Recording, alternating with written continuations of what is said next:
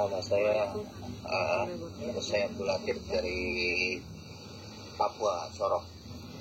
Pak Ustadz, saya ingin bertanya tentang konsep tauhid uluhiyah dan tauhid rububiyah terkait penerapan kita dalam ibadah secara hakikat dan ma'rifatnya.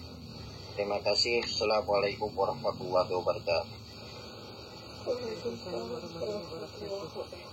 Jadi dalam pemahamannya rububiyah dan uluhiyah tadi, kalau rububiyah itu ya nampak dalam penciptaan tadi itu ada yang mengatur alam ini. Kalau uluhiyah itu tentang ketuhanannya, nampak pada sifat-sifatnya. Jadi maknanya kalau disimpulkan rububiyah dan uluhiyah tadi, apapun yang kita lakukan dalam hidup ini mesti kita mampu memandang akan kebesaran Allah yang nyata pada alam dan nyata pada diri. Karena alam dan diri kita ini adalah alamat untuk mengenal namanya Tuhan. Disitulah Allah katakan, selalu Ustaz ungkapkan dalam setiap mukadimah tausiah satu malam Ahad itu, sanurihim ayatina fil afaq wa fi anfusihim hatta yatabayyana lahum annahu haq. Wa bil ahadi ayatul mukminin wa fi anfusikum afala tubsirun.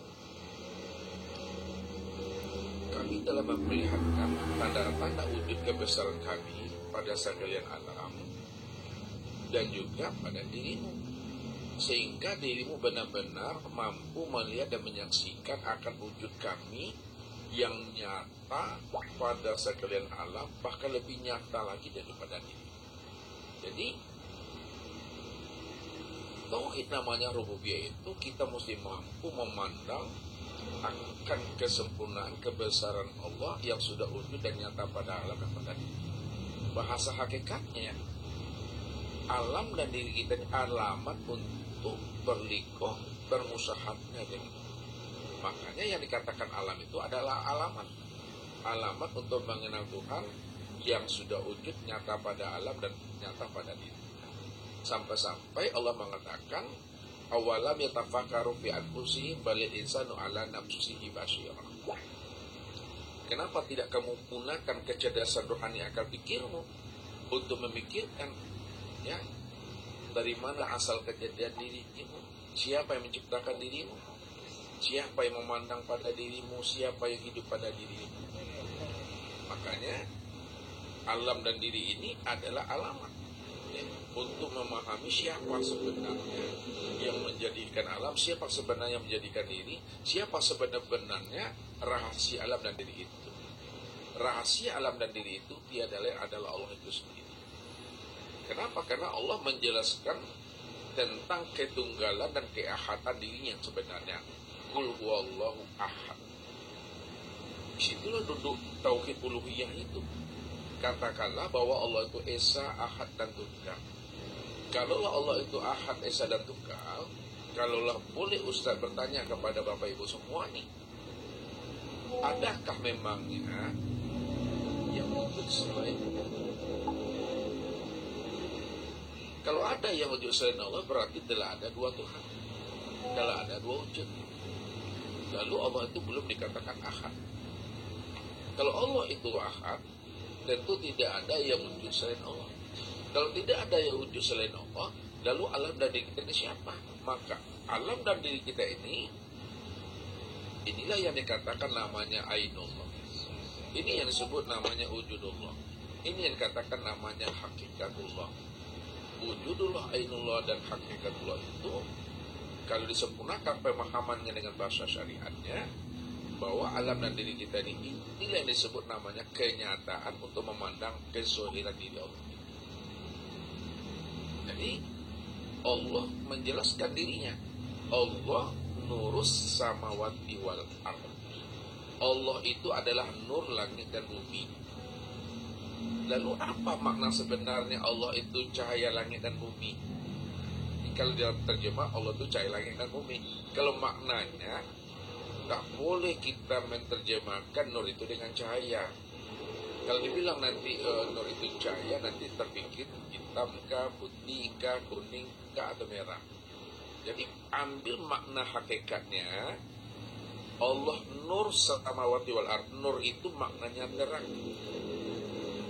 Terang itu maksudnya itu adalah jelas. Jelas itu adalah nyata. Nyata itu adalah wujud. Allah nur itu maknanya Allah itu benar-benar wujud, nyata, terang dan jelas pada sekalian langit dan bumi. Jadi Allah itulah yang wujud pada langit dan bumi. Kalau Allah itu wujud pada langit dan bumi, maka langit dan bumi itulah tempat memandang kezohiran nyatanya akan diri Allah. Yang kedua, kalaulah nur itu diartikan namanya terang dan jelas, nyata dan wujud, pertanyaan Ustaz, apakah nur itu yang wujud atau Allahkah yang wujud?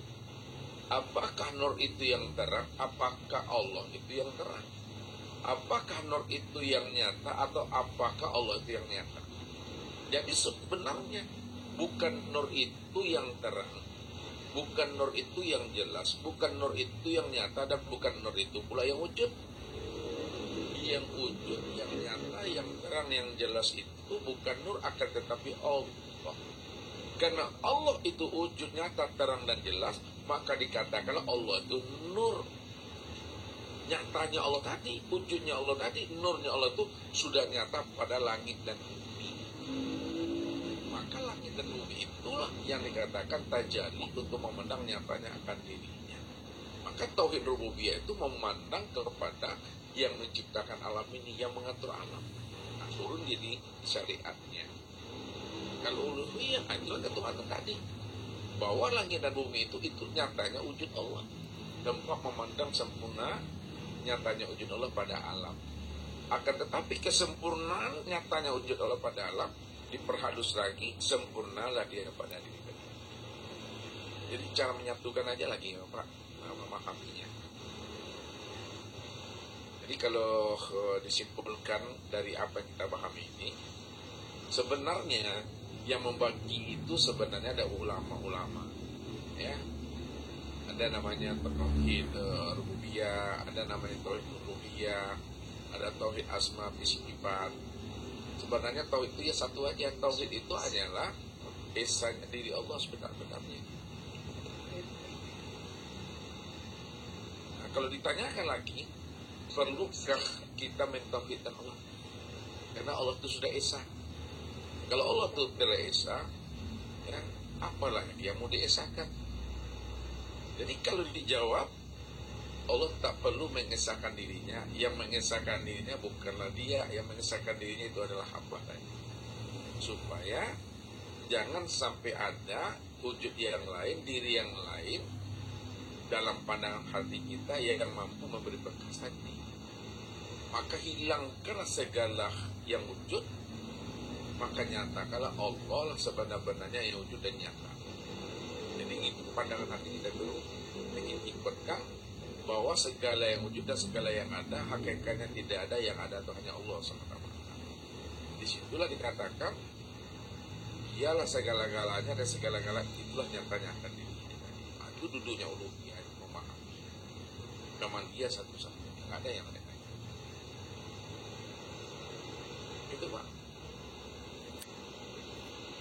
Terima kasih Pak atas penjelasannya, cukup sekian.